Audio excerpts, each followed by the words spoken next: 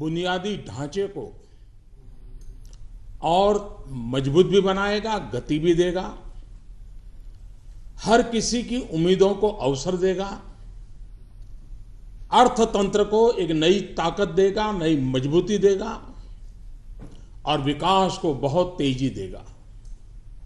इस बजट में हाईवे भी बने, हाईवे भी बढ़े, दाल के दाम से लेकर डेटा की स्पीड तक, रेलवे के मॉडर्नाइजेशन से लेकर के सरल इकोनॉमिक निर्माण करने की दिशा में, शिक्षा से लेकर के स्वास्थ्य तक, उद्यमी से लेकर के उद्योग तक, टेक्सटाइल मैन्युफैक्चरिंग से लेकर के टैक्स रिडक्शन तक, हर किसी के सपने को साकार करने का ठोस कदम इस बजट में साफ साफ नजर आता है।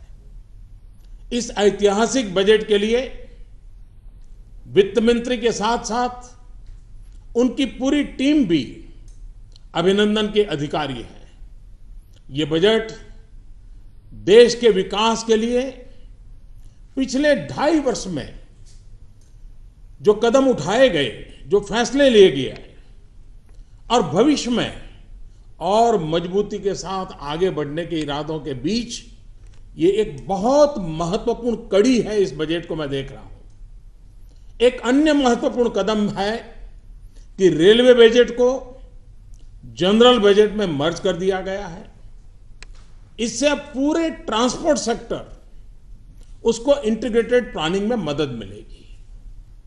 देश में परिवहन से जुड़ी आवश्यकताओं की पूर्ति में रेलवे अब अपना योगदान और बेहतरीन तरीके से कर पाएगी।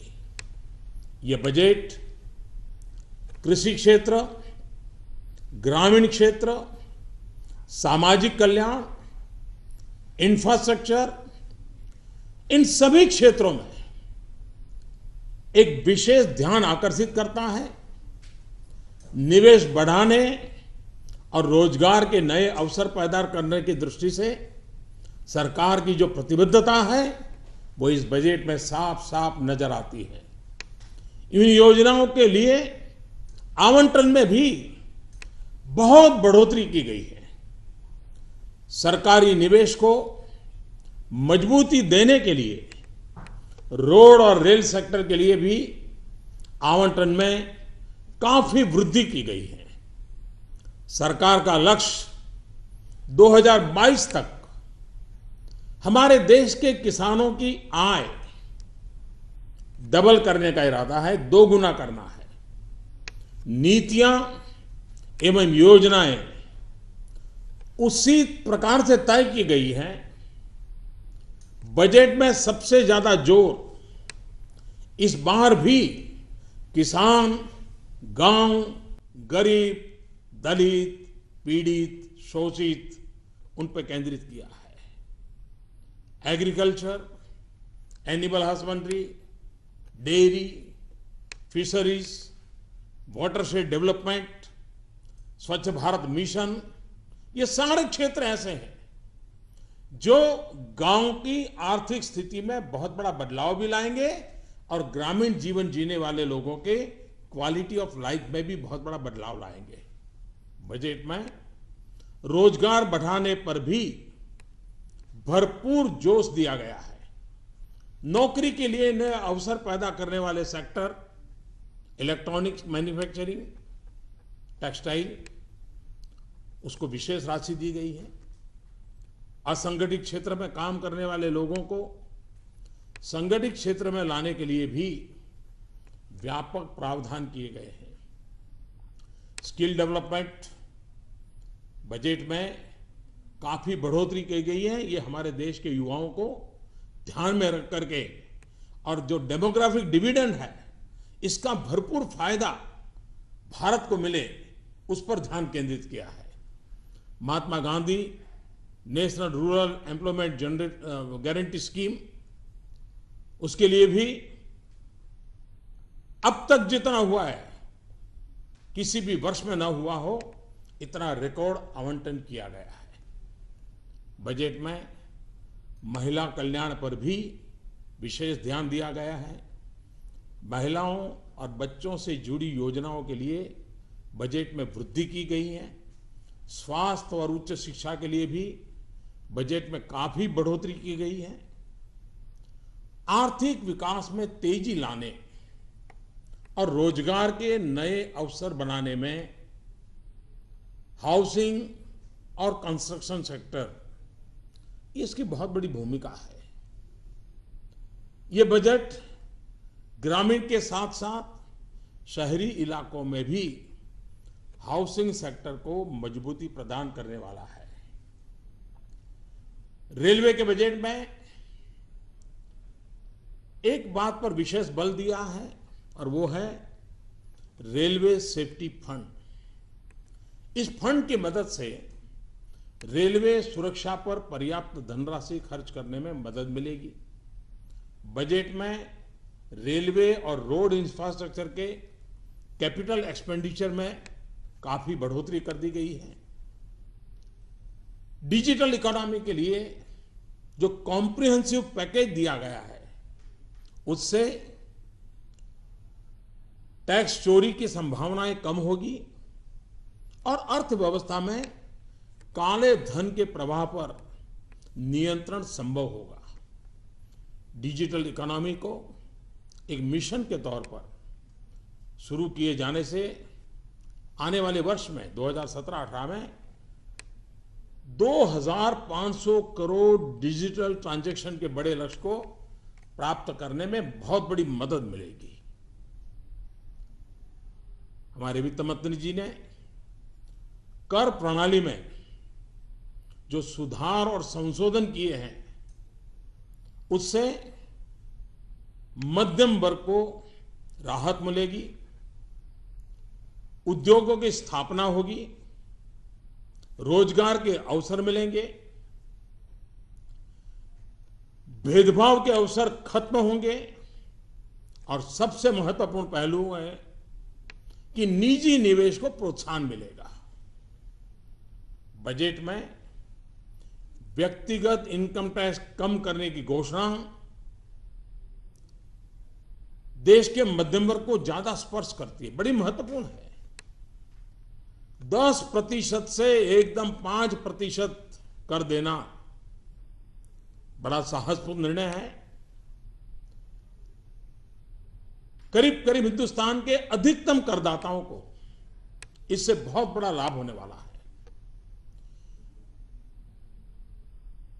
आपने देखा होगा बजट में काले धन और भ्रष्टाचार के खिलाफ मेरी लड़ाई निरंतर चल रही है। पॉलिटिकल फंडिंग की चर्चा हमारे देश में बहुत होती रही है।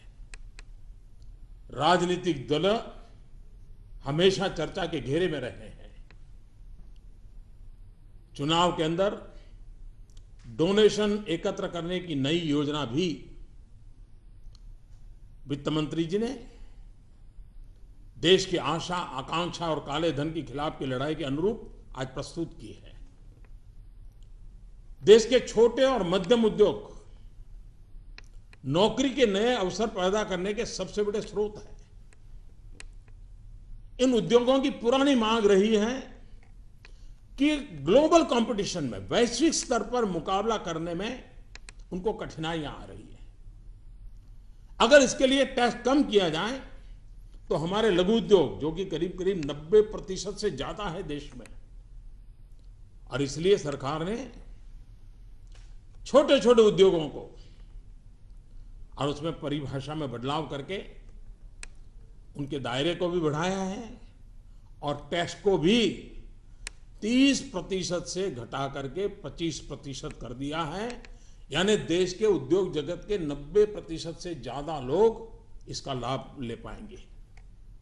ये फैसला,